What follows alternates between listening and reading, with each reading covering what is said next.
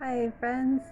My name is Krista Williams, and I am a professor at a university on the Pacific coast of Mexico.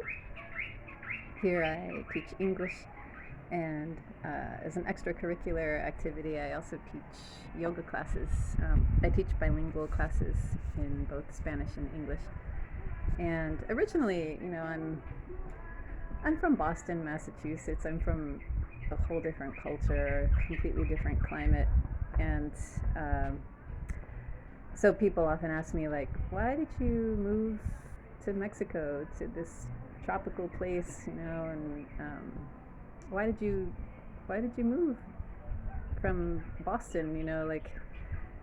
People say New York, Boston, that area is a really nice place to live, and it has a lot of convenience and everything, and it's a nice place. And so I thought I'd start by kind of telling the story of like why or how I got here to begin with. And it's so it kind of started out like back in the Boston area. I studied yoga and I got certified as a teacher, and I also went to Boston University. I'm actually wearing the shirt today. And I got my Master of Arts in Education. And so, as I kind of had different teaching jobs in the area, and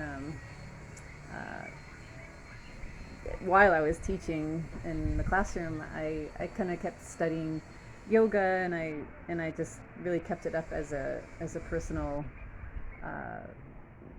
personal health practice, and it really inspired me because it kind of helped me, you know, feel healthy and stay pretty centered. And even with stressful teaching jobs and stuff, everyone says, oh, teaching's like such a hard job, and but like doing yoga every day, I stayed pretty happy. And then so like I've been doing yoga over 20 years, and then I guess like a lot of people who are really into yoga, they eventually end up either passing through or living in California, which I did for a few years. I was the classroom teacher in California, kind of gradually made my way out west. And then I got to study with these really amazing teachers. I found a teacher who has a base in the Phoenix, Arizona area. His name's Geshe Michael Roach. And then I found a teacher in the Santa Cruz area of California named Baba Haridas. He's since passed. And, so I studied with them, and I just kept going to their classes and listening to what they had to say. And gosh, this was over 10 years ago. I mean, over 10 years ago, I made the decision to travel. I really wanted to experience more of the world, and really get the experience of kind of getting out of my comfort zone. And so, so I booked a plane ticket to, of all places, Belize, Central America. A lot of people haven't even heard of it. It's this tiny little country about the size of Rhode Island. And I showed up there sight unseen. I mean, I barely even saw pictures of it on the internet or whatever. And but there was just something about that whole Caribbean coast of Central America that just really drew me. And so when I showed up, like I had been given this name, Parama, or Parama. It's pronounced in Sanskrit, but here in Central America, where most people speak Spanish, everybody speaks Spanish, people pronounce it Parama.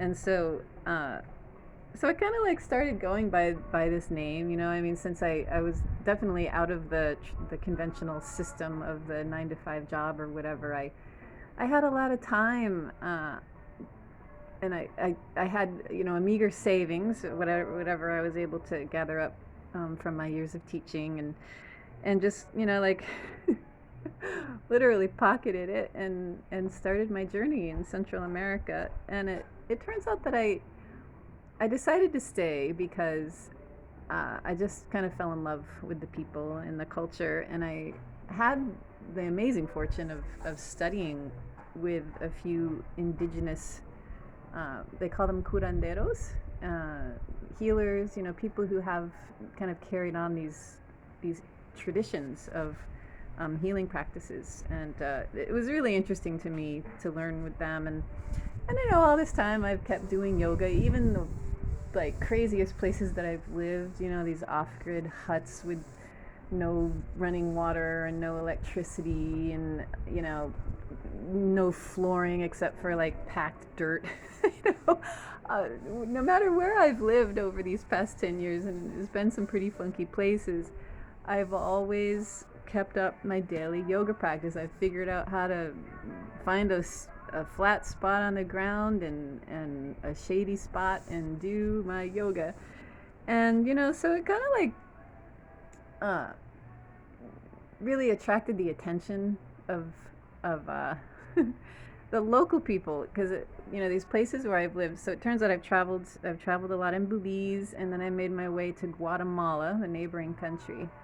And since then I've gotten to know a lot of different places and decided to settle for now in Mexico. But anyway, I would somehow always manage to find myself in these really rural areas, surrounded by indigenous people, indigenous cultures, where the traditions are still very much intact. People are still cooking on outdoor fires and using a lot of the local herbs for their medicine, and there's a lot of agriculture in these areas. There's ag and there's fishing. A lot of people are farmers and fishermen, and so I kind of like got to know these people, and a lot of the women, like they'd never even heard of yoga. They were like, "What is it?" And they're curious. People are really open-minded, and they want to learn new things, and I think it helped, that I speak Spanish. I studied Spanish as an undergrad, and so I decided that I wanted to start sharing what I had learned from my teachers, and I wanted to start teaching bilingual yoga. And so I would kind of gather up a few of the women who are interested, and we'd start. Gosh, I've lived in, I can't keep count. I've lost count of how many places I've traveled and stayed and made these temporary little homes. And wherever I've lived, I've always managed to get at least a few people interested and start up a little yoga group. And it was just so fun to get people who've never even heard of yoga, like interested in this practice. That it's fun to see people who've never heard of it say like, "Oh, it helps me feel better," or like, "Oh, I really enjoy it because it helps me get rid of all the pain in my shoulders," or whatever. Because a lot of the people have to carry heavy loads, and there aren't a lot of the modern conveniences that we take for granted in places like Boston. Some people still have to travel by foot for long distances, or even with donkeys or motorcycles, and so takes this kind of lifestyle with fewer modern conveniences. It can take a toll physically, and so the yoga that I've been doing and sharing with people, we've always found these really beautiful places to practice outside.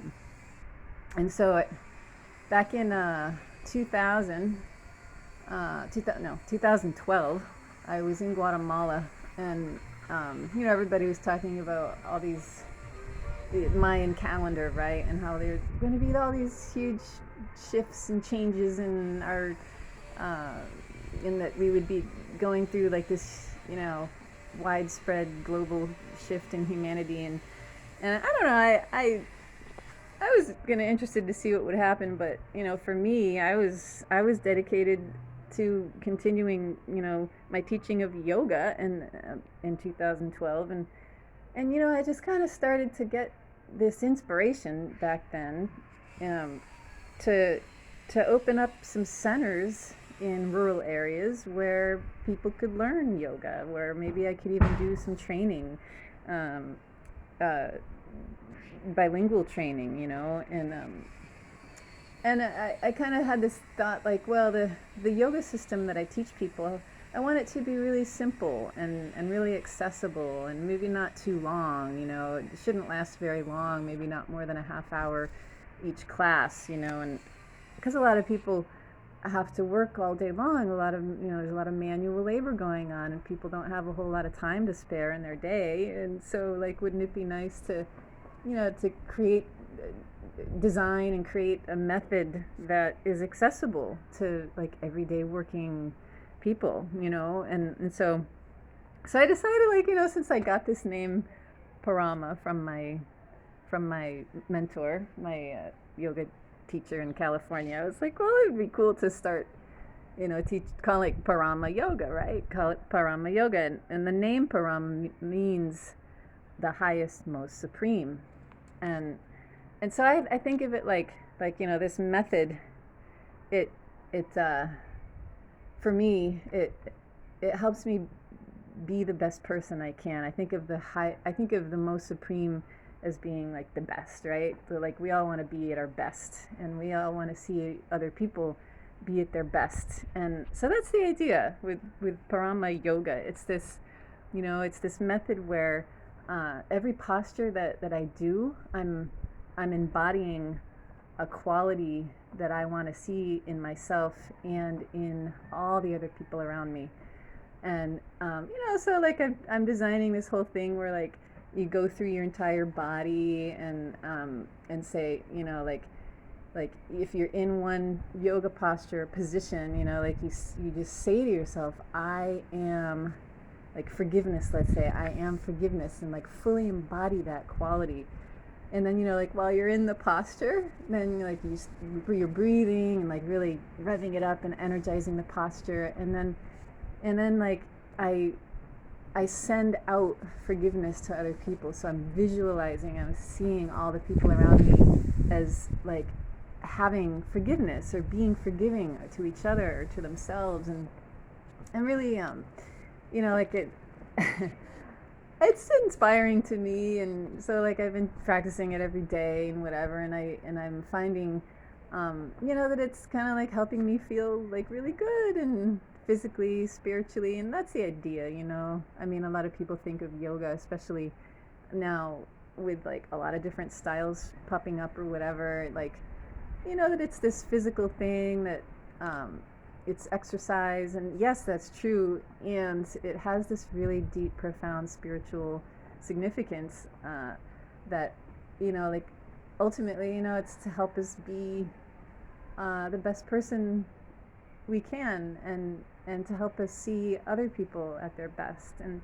And so that's the Parama Yoga. And the centers I mentioned, it's I've given those a name too. I call it the farm school, because it's a very simple concept. It's a school on a farm, and I want to see these centers all over Central America. I'd like to eventually see these centers all throughout the world in rural places, because the farm environment, it's so nourishing, and it's such a wonderful, healing, beautiful place to go and to do yoga outside, surrounded by plants that are growing and flowers, and so, I know I had this idea. It started in 2012, and since then, I found generous, wonderful people who've supported me, and I've been able to, find a couple places here to start.